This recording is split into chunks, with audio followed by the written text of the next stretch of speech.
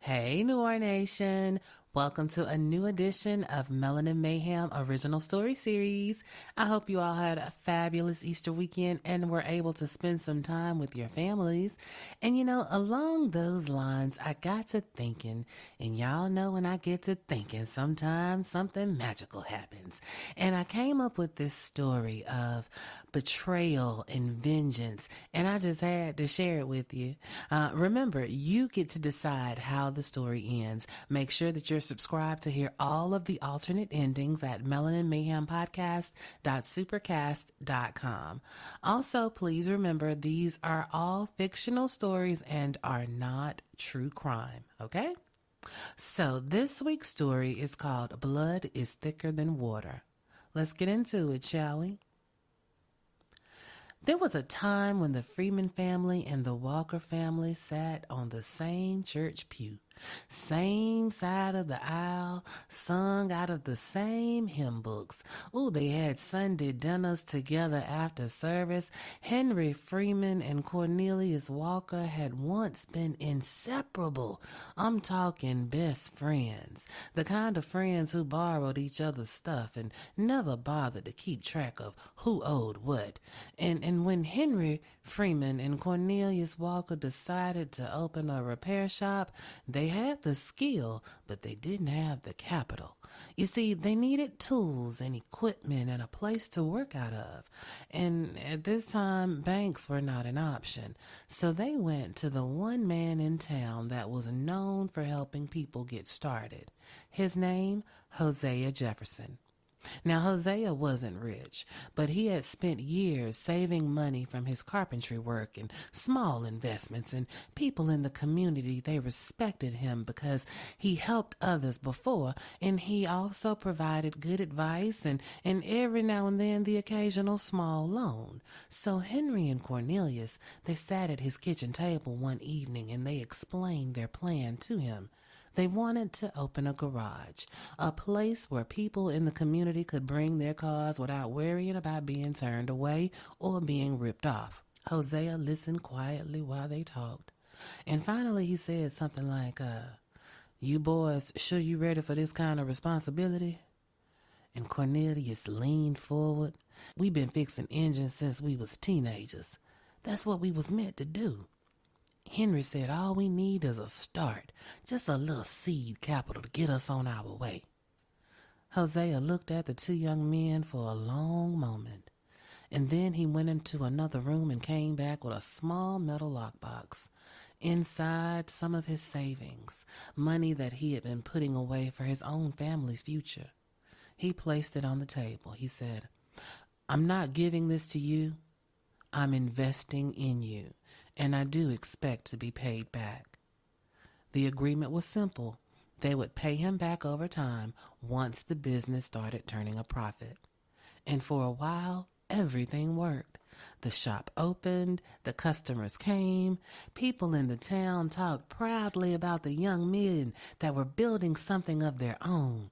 Hosea Jefferson believed that he had done the right thing.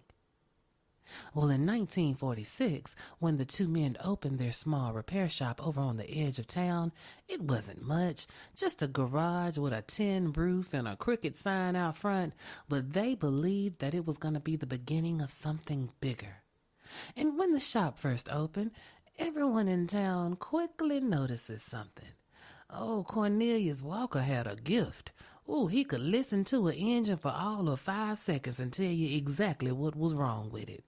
People swore that he could fix things that other mechanics wouldn't even touch. Farm trucks, delivery vans, engines that hadn't been started in years. Cornelius would just smile and say, "Give me a minute."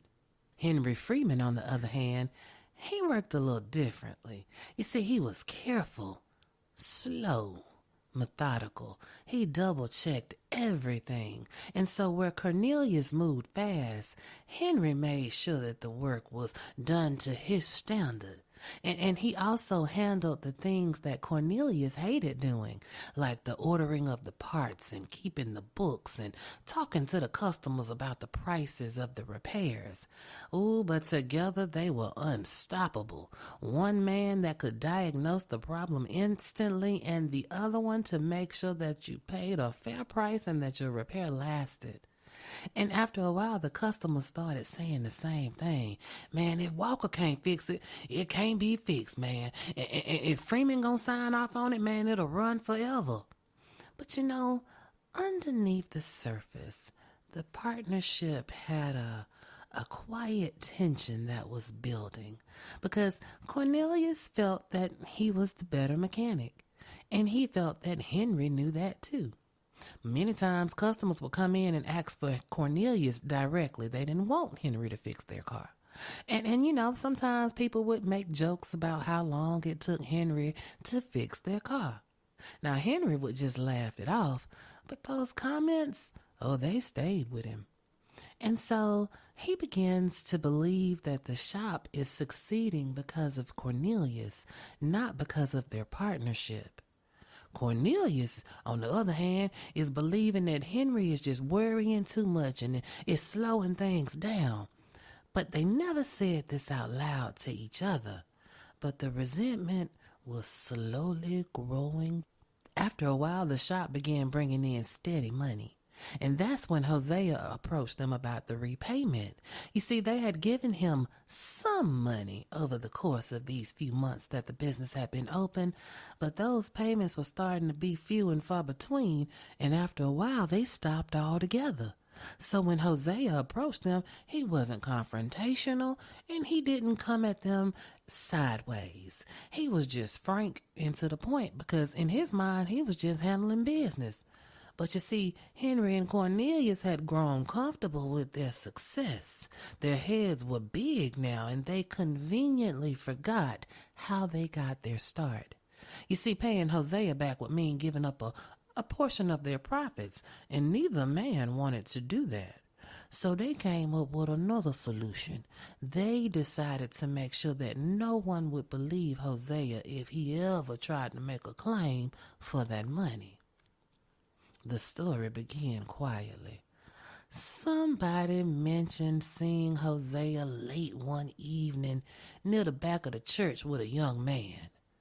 The next version of the story added a few more details, and then before you know it, the whisper started suggesting that the encounter between Hosea and this young man wasn't appropriate.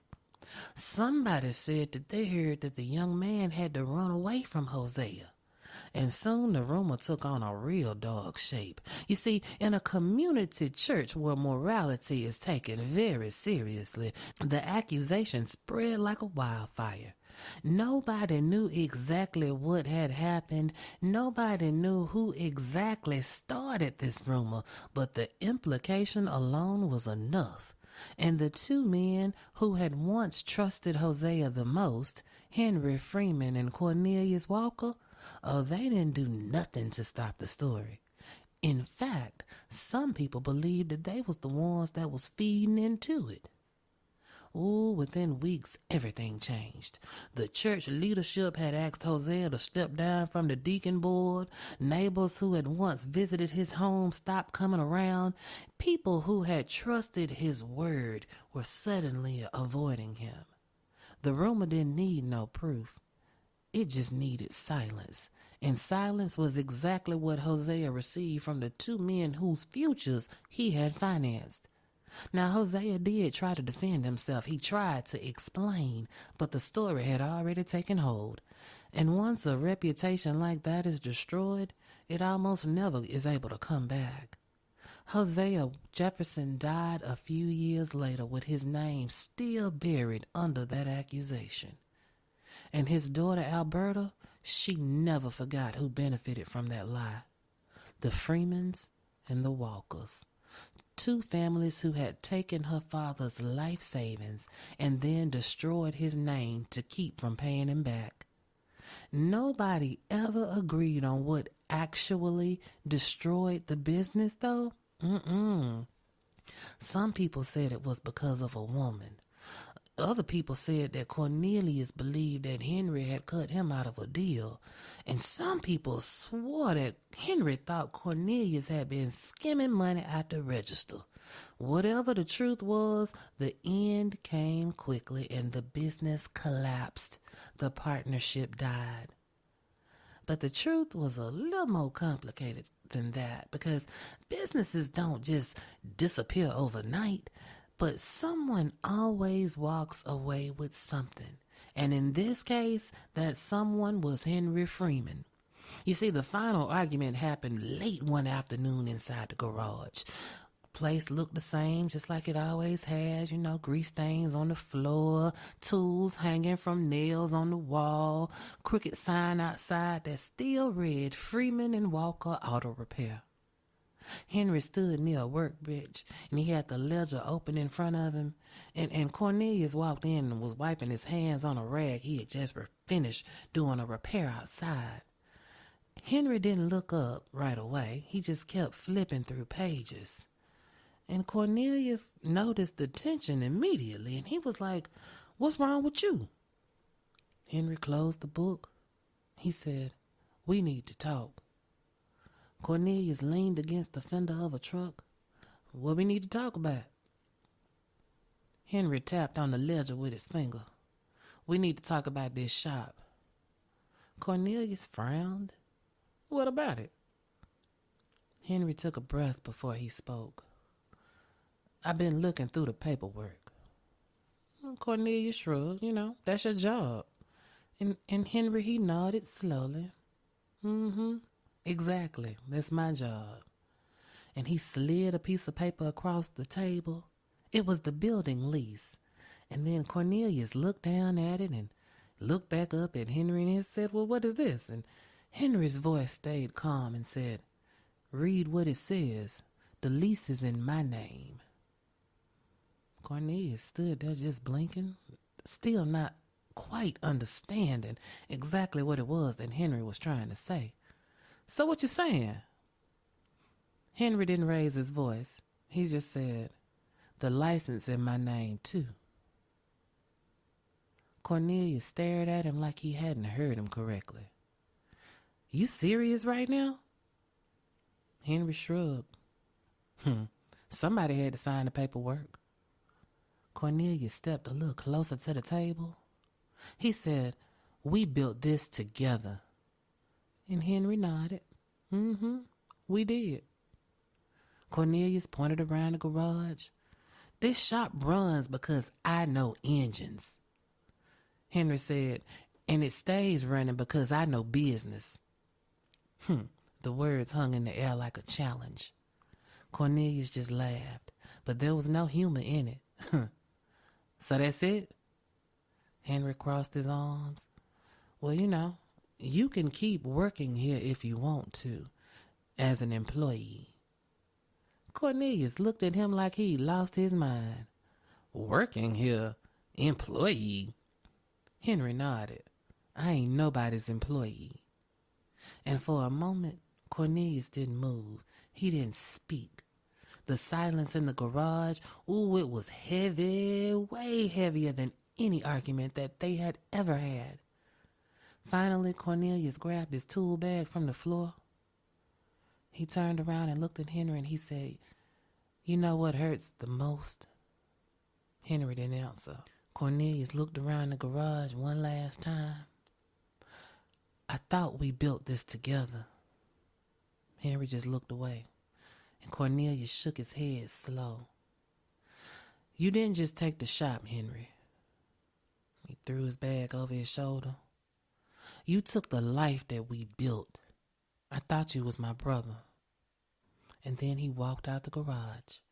And that was the last time that the two men ever worked together. Within weeks, the sign outside of the garage changed, and the words Walker disappeared. Now the sign said Freeman Auto Service. Henry kept the garage. He kept all the customers. He kept the building. And slowly, the business began to grow. Now, Henry wasn't as naturally gifted with engines as Cornelius had been, But he was careful, and he was organized, and he was reliable. The repairs might have taken longer, but they lasted. And over time, people began to respect that, and Freeman Auto Service became one of the most dependable shops in town. The Freeman Auto Service had 5 technicians working on people's cars. Henry bought a larger house, he bought him a new truck, and his family was living very comfortably. Now, Cornelius Walker's life moved in the opposite direction. Without the shop, he didn't have anything but his tools. And for a while, he worked wherever he could, fixing farm trucks behind a gas station, repairing an engine in a borrowed garage, doing small jobs for cash on site. People still knew that he was the best mechanic around, but talent don't pay the bills if you ain't got no place to work. But then a few years later, something unexpected happened. Cornelius got a small insurance payout after his uncle died in an unexpected accident up north. It wasn't a fortune by any stretch of the imagination, but it was enough to rent a small building on the other side of town. Enough to be able to hang a new sign over the door, and this sign said Walker's Garage. Now the town had 2 mechanics, 2 former partners, 2 men who refused to lose to the other. And the friendship that was once so strong, it now turned into something darker, full of competition. If Henry bought a new truck, Cornelius bought a better one. If Cornelius donated money to the church, then Henry made sure that his donation was larger. Even their personal relationships felt like they were trying to outdo each other. Henry married Marguerite Freeman in the summer of 1948, and Cornelius married Annie Mae Walker in the fall of 1948. And the town watched it all like a slow-burning fuel that nobody could put out. And then, in August of 1949, fate handed both families the same blessing. They was gonna be blessed with some children. Now, the town has watched this rivalry grow the way people watch a storm building on the horizon, quietly, knowing that nothing good was coming.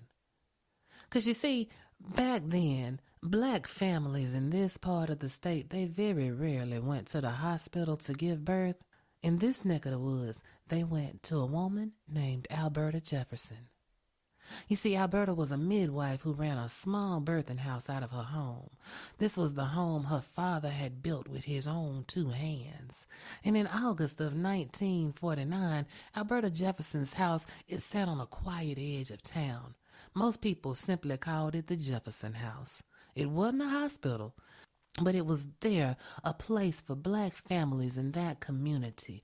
And it was the closest thing to a hospital that they had, because the white hospital 2 counties over, it didn't always welcome them. And even when it did, the treatment could be worse than the risk of staying at home.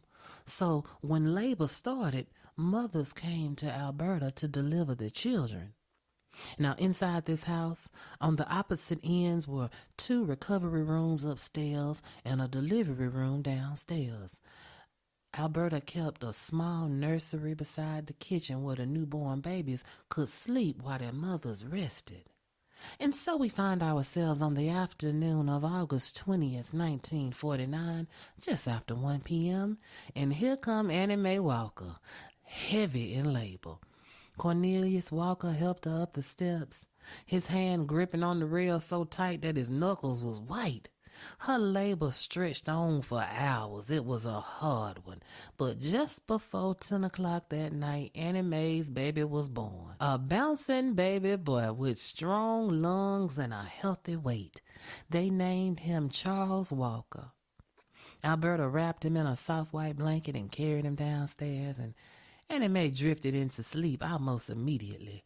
It's probably because of them sleeping pills that Alberta had mixed in with her water to help ease her off into her slumber. "Let her sleep," she told Cornelius gently. "She needs the rest." And Cornelius just nodded. He kissed Annie Mae on the forehead and promised her that he'd be back in the morning. And then Cornelius left to tell his family the good news. Their baby would spend the night in the nursery. And again, that was normal because the mothers needed to regain their strength, and Alberta would watch over their babies to ensure that there were no issues, right? That's what Alberta told every family. Well, 4 hours later, around 2 o'clock in the morning, another truck pulled into the dirt driveway. Marguerite Freeman had gone into labor too. Henry Freeman helped his wife out of the truck and up the steps and in the door. And neither of them knew that Annie Mae Walker was already upstairs on the opposite side of the house. Alberta made sure didn't nobody know that somebody was upstairs. Marguerite's labor lasted just under 2 hours, and at 3:42 in the morning, Marguerite Freeman gave birth to a bouncing baby boy. Another healthy baby boy. Another strong cry filling up this quiet house.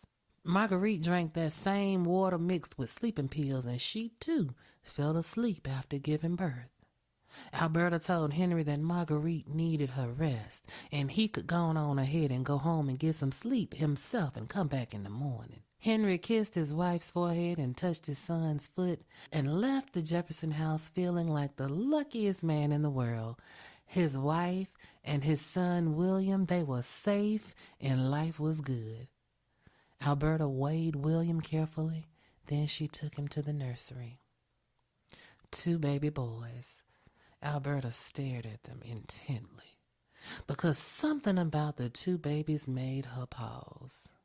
Same dark hair, same tiny little hands, just about the same size, born less than a few hours apart. That night, while both mothers slept upstairs, their newborn babies rested under the watchful care of the trusted midwife. And Alberta Jefferson stood alone in the doorway just watching them. The old clock in the hallway is ticking slowly. The house smelled like boiled water and lavender soap. And for a long time, Alberta didn't move. She just stood there staring at those babies. 2 families, 2 bloodlines, 2 men who had ruined her father. Then Alberta whispered something under her breath. You took my father from me, and now I can take something from you too. She stepped into the room. She spoke quietly into the darkness. You boys don't know it yet. Her voice calm. But your fathers ruined my family, and now I'm about to ruin theirs. The ribbon tags were tied gently around their tiny wrist that carried their family names, Freeman and Walker. Alberta untied them both. Her hands were steady, because midwives always had steady hands. She switched the ribbons. She switched the blankets. She switched the futures of 2 families who believed they controlled their own destiny. When morning came, she carried each baby upstairs, one to Annie Mae Walker, one to Marguerite Freeman. The mothers smiled when they saw their sons. Neither woman questioned anything, 'cause newborn babies kind of all look alike when they're real fresh out the oven. And everyone trusted Alberta Jefferson. Annie Mae Walker kissed the child she believed was hers that actually belonged to the Freemans. Marguerite Freeman held her son that she thought that she had just delivered, not knowing she was cradling the son of the Walkers. Neither woman suspected the truth. Because no one had spent time with these newborn babies, there wouldn't be any protest about how their sons looked, because again, everyone trusted Alberta Jefferson. And by the time both families left Jefferson House later that day, at different times of course, the lie was already buried. The Freeman family took home a Walker child, and the Walker family raised a Freeman son. And the hatred between the 2 families continued to grow and be fed to the next generation. What neither family understood was this. the child they tucked into bed every night, the child they bragged about at church, the child that they loved with their whole hearts was never theirs to begin with. The Freemans were raising Walker blood, and the Walkers were raising Freeman blood. But this wasn't an accident. It was revenge. Because while Henry Freeman and Cornelius Walker spent years competing with each other, someone else had been quietly watching. And that someone was Alberta Jefferson. She had watched their partnership rise, and she had watched it collapse. She had watched the town turn its back on her father, while these two men who were responsible built very comfortable lives. The same men who had taken Hosea Jefferson's savings, the same men who had spread the rumor that destroyed his name. People in the town eventually forgot about the scandal, but Alberta Jefferson never did. And so, when both of these wives walked through the doors of Jefferson House in August of 1949, fate placed their future directly in her hands. So Alberta Jefferson did something neither family could have imagined. She didn't take their money. She didn't take their lives. She took something more precious: their bloodlines. 26 years passed.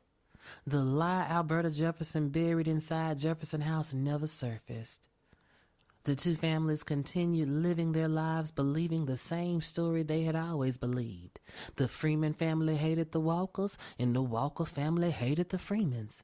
And the boys born inside that quiet house in August of 1949 grew up exactly the way their families intended, as enemies. William Freeman grew up hearing the same lesson his father had learned years before: never trust a Walker. And across town, Charles Walker grew up hearing the same warning: Freemans will smile in your face while they steal from you. And neither boy questioned the hatred. Why would they? Children don't invent family feuds, they inherit them. And by the time the boys became men, the rivalry between the Freemans and the Walkers had become something permanent in the town. Two families, two businesses, two bloodlines that refused to give the other an inch. But what no one realized was that the feud had already crossed a line that could never be undone, because the son those families had raised to despise each other were not the sons they believed them to be. William Freeman carried Walker blood, and Charles Walker carried the blood of the Freemans. But the lie that Alberta Jefferson created in 1949, it didn't end with them. It was only the beginning. Because in the winter of 1975, history quietly prepared to repeat itself. You see, Willie Freeman's wife was expecting a baby, and across town, Charles Walker's wife was pregnant too. The winter of 1975 was colder than most. Snow had settled along the roads outside of town, turning the fields into wide stretches of white that seemed to just swallow the horizon. And inside Jefferson House, the world felt different. Warmer, quieter, older. By 1975, Alberta Jefferson no longer delivered babies herself. Age and arthritis had slowed down her hands, but the house her father built, it still served the same purpose as it always had. And the work Alberta once did now belonged to her daughter, Dr. Constance Jefferson. Constance had left town a few years earlier to attend medical school, something very few people from the community had ever done. And when she returned, she came back not just as Alberta's daughter, but as one of the first black physicians in the county. The town was proud of her. People trusted her, just like they had trusted her mother. And on a quiet evening in February of 1975, Dr. Constance Jefferson stood in the maternity ward of the small county hospital looking down at two newborn babies. Both girls, both healthy, both born less than 24 hours apart. One belonged to the Freeman family, the other belonged to the Walkers. The nurses moved quietly around the room, finishing paperwork, unaware of the history standing in front of them. Constance's eyes moved from one bassinet to the other. Freeman, Walker. Two names she had heard her entire life. Two families whose feud had shaped half the town. Constance knew the story better than anyone because Alberta Jefferson had made sure of it. Her mother had told her everything. Told her about the loan. Told her about the rumor. Told her about the day the town turned its back on her grandfather, Hosea Jefferson. And about the night the two baby boys were switched inside Jefferson's house. Alberta told her about that too. Constance remembered the first time her mother told her. She was 14, old enough to understand what revenge looked like, young enough to still be afraid of it. "Did anyone ever find out?" Constance had asked. Alberta smiled and shook her head. "No, and they never will." Constance had never forgotten that answer. Now, 26 years later, she stood in a hospital nursery looking at two babies whose last name carried the same history. Freeman, Walker. The feud between those families had never cooled. If anything, it had only grown stronger. And suddenly Constance realized something. Her mother's revenge had never truly ended either. It had only just begun. Because the sons born in Jefferson House in 1949 had grown into men, and now their children were there in front of her. Two more lives, two more futures. Two more chances for the feud to continue. Constance rested her hands on the edge of the bassinet, and for a moment she didn't do anything. She simply watched the babies, breathing softly in their bassinets. Then she heard her mother's voice in the back of her head. "They took my father from me, and I took something from them."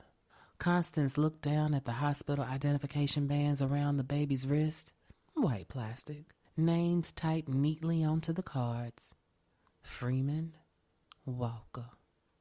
Unlike her mother, Constance didn't need ribbons. She had hospital records, birth certificates, medical charts, paperwork that no one would ever question. Constance reached into her coat pocket. Her hands were steady. Midwives had steady hands. Doctors did too. She unclipped the first identification band, then the second. And for a brief moment she held both of them in her hands. Two small pieces of plastic. Two family names. Two futures waiting to be rewritten. And then she switched them. Freeman, Walker, Walker, Freeman. When the nurses returned to the nursery a few minutes later, nothing looked out of place.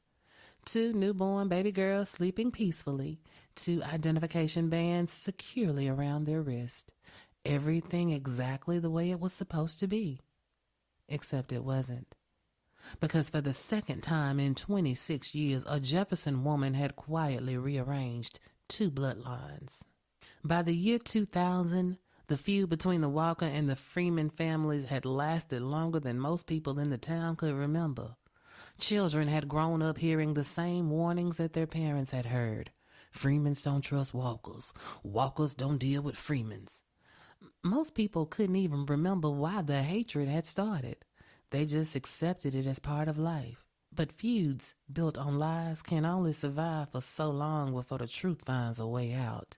And in this case, the truth came from the blood.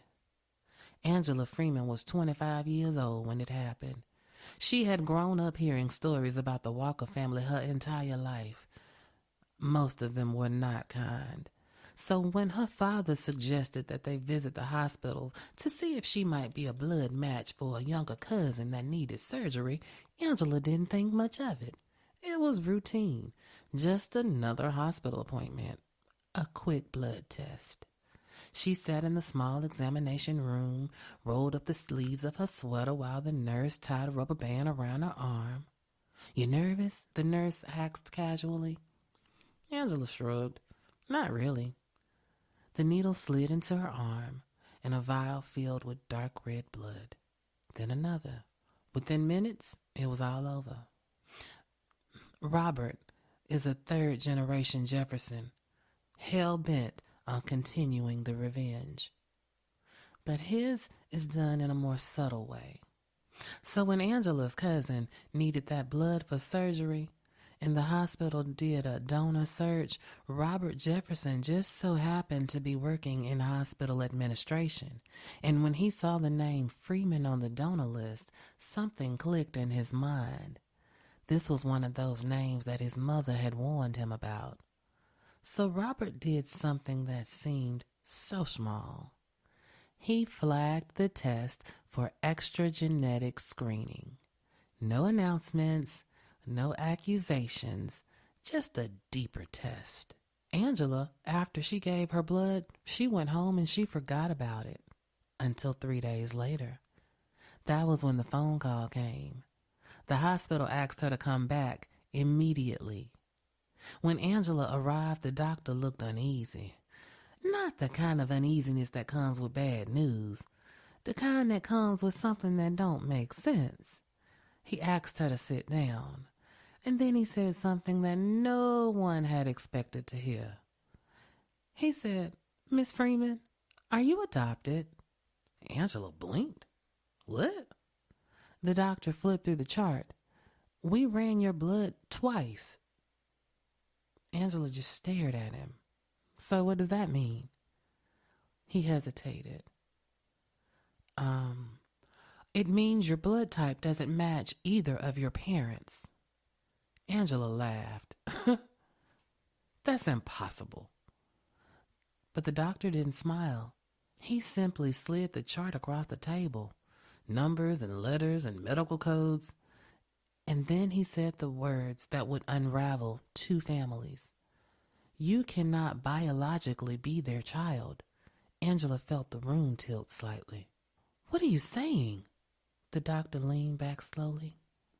Either there was an error in the hospital records or something happened at birth. Angela left the hospital in a daze. Her first instinct was anger, then denial, then curiosity. Because if she wasn't a Freeman, then who was she?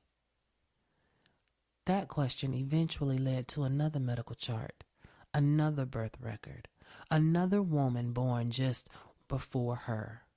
Charlotte Walker, the daughter of the one family Angela had been raised to despise. And at that moment, staring at those 2 names side by side in medical files, a lie that had been buried for 50 years finally began to surface. How many discounts does USAA Auto Insurance offer? Too many to say here. Multi-vehicle discount, safe driver discount, new vehicle discount, storage discount, legacy. How many discounts will you stack up? Tap the banner or visit usaa.com/auto discounts. Restrictions apply. Angela Freeman didn't sleep much the night before the meeting. The hospital records had given her her only lead, Charlotte Walker. Born February 13th, 1975, 2:15 a.m., 4 hours before Angela's own birthday. The doctor had tried to explain it. Birth records could sometimes be wrong. Hospitals could make mistakes. But Angela had seen the look on his face. This wasn't a mistake. So she made a phone call she never imagined making in her life. She called a Walker. Charlotte Walker agreed to meet her at a small diner just outside of town. That would be neutral territory. Somewhere neither family would feel like they were stepping on the enemy ground. Angela arrived first. The diner smelled like coffee and bacon grease. She sat down in a booth near the window, staring down at the file folder that the hospital had given her. Inside of it, birth records, blood tests, medical notes, every piece of paper telling her the same thing. You are not who you think you are. The bell above the diner door jingled. Angela looked up, and Charlotte Walker stepped inside. Angela had never spoken to her before, but she recognized her immediately. Charlotte scanned the room until her eyes landed on Angela, and for a moment they just stared at each other. 2 women, raised in families that hated each other, now sitting in the same room. Charlotte slid into the booth across from Angela. Neither woman spoke right away. Finally, Charlotte broke the silence. "So you called me. What do you want?" Angela nodded. Yeah, I called you. Charlotte folded her arms. So why exactly am I here? Angela pushed the file folder across the table. Charlotte glanced at it. What's this? Angela took a deep breath. It's hospital records. Charlotte opened the folder slowly, and her eyes moved across the pages. Birth dates, medical charts, blood typing. She just frowned. I don't understand any of this. What does this mean? Angela leaned forward slightly, and then she said, the hospital says I can't be my parents' biological daughter. Charlotte blinked. And? Angela pointed to one of the forms. That record shows you were born a few hours before me. Charlotte shrugged. So? Angela looked her directly in the eye. And we were both delivered by the same doctor. Charlotte looked down at the paperwork again, and her finger traced a line of text. Attending physician, Dr. Constance Jefferson. Charlotte's expression shifted. That name sounds so familiar. Angela nodded slowly. My grandmother used a midwife named Alberta Jefferson. Charlotte's eyes got big. My mom told me about her too. Neither woman spoke for a moment. The diner noise seemed to fade into the background. Charlotte looked back down at the paperwork. Her voice was much quieter now. You think the hospital made a mistake? Angela shook her head. No, I think something else happened. Charlotte just stared at her. What? What do you think happened? Angela hesitated before saying it out loud. The hospital says my blood type couldn't have come from my parents. Charlotte, still looking confused. So what does that have to do with me? Angela leaned back. Then she said, what it has to do with you is your blood type doesn't match your parents either. Charlotte's face went still. The realization moved across her face like a storm forming on the horizon. So you saying? Angela finished the sentence for her. I think we were switched. The words hung in the air between them. Switched. Charlotte laughed nervously. That's crazy. Angela didn't crack a smile. Is it? Charlotte stared down at the paperwork again. Her hands had stopped moving. 2 birth records, 2 families, 2 names, Freeman, Walker. Then Charlotte whispered something almost to herself. If that's true. Angela nodded. Yeah. Then the family you grew up hating is my family. And the people who raised me are yours. The 2 women sat in silence. 2 lives, 2 identities, 50 years of hatred, all built on one lie. Ooh, child. All right now. Y'all sit with that for a second, because what we just walked through, this ain't no story. These are choices. These are consequences. And depending on what you decide, this story ends so very differently. And that's what we're here to do. For the first time ever over here in this mayhem, you just don't listen to the story. You decide how it ends. Now you've got 3 paths, and I need you to pick carefully, honey, because ain't none of these clean. Option A, Angela and Charlotte tell the truth. They bring both families together and they lay it all out and let the chips fall where they may.